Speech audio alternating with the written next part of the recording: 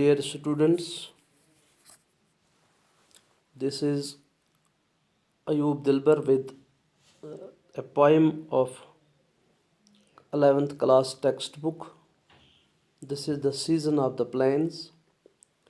In one of the previous lessons, I have discussed with you the Urdu version of this poem, and I have told you something about Aga Shahid Ali. Today, I will be discussing the theme, summary, and a brief introduction to recapitulate about the author, and I will also be discussing a few questions.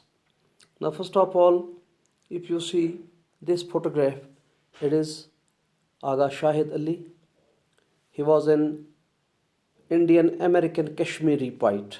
Means he was born in Srinagar. His father was a renowned educationist by name Aga Ashraf Ali, who died recently in previous month of August, and his mother was from North India, perhaps from Delhi or UP. So she was also an educationist. Therefore, Aga Shahid Ali had hereditarily earned education, so he was also a poet at par excellence.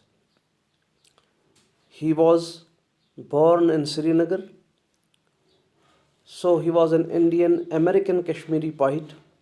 His collections include A Walk Through the Yellow Pages, The Half-Inch Himalaya, A Nostalgist Map of America, The Country Without a Post Office, Rooms Are Never Finished, and this Rooms Are Never Finished, it won National Book Award in 2001. Now, as far Aga Shahid Ali is concerned, he was born on 4th of February 1949 in New Delhi. So he died on 8th of December 2001. He died of cancer. He was buried in Amherst, Massachusetts, United States. His resting place is Amherst. So his education was, he studied in Burnhall School, he studied in SP College Srinagar, then University of Kashmir, then he went to University of Delhi. Therefrom he went to America, he studied there in the University of Arizona. And he died at the age of 49. Now you see 52, he died at the age of 52. So he has won Postchard Prize, he has won Cunningham Fellowship and Creative Arts from US and Canada. Now, as far as the season of the plains is concerned, this is the theme of this poem. The Seasons of the Plains by Aga Shahid Ali describes his love for his hometown. He describes how Kashmir becomes an imaginary homeland that has been recreated by the poet in exile. He describes about the refusal of the climatic conditions of Kashmir to cope up with the climatic conditions of India. He describes Kashmir to be a natural opposition away from the politics of the Indian state. This feeling of the author is thus beautifully described in his poem, The Season of the Plains. Now, let us go for the summary of the poem. The Season of the Plains is a fine poem. It is written by Shahid Ali. Unlike many poems written by English poets, it does not describe seasons of the year. It just talks of the monsoon. The poet calls it the season of the plains. Thus, this poem is not about seasons, but about love and lovers and the monsoon.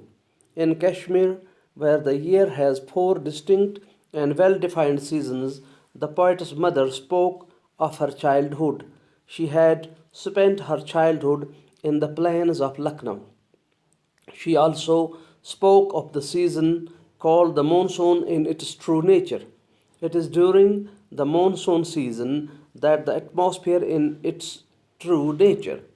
It is during the monsoon season that the atmosphere reverberates with the melodious tones played upon the flute. The tunes are heard on the shores of the Jamuna.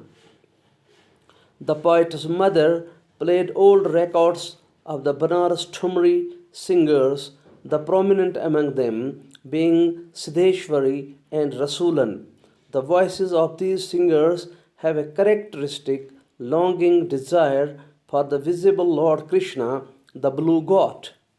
Every song of lyrics says that separation becomes unbearable when the monsoon rains come.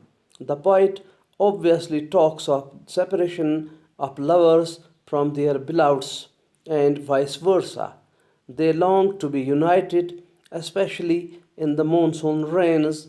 Children too rejoice in this season. They run out in the passages behind or between the buildings and get drenched in the monsoon rains throughout summer.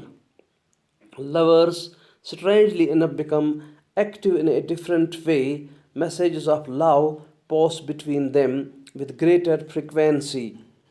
Many of them are inspired by the legendary lovers such as Heer and Ranjha, who had to pursue love secretly but sincerely, lest that they should be revealed in their hot pursuit.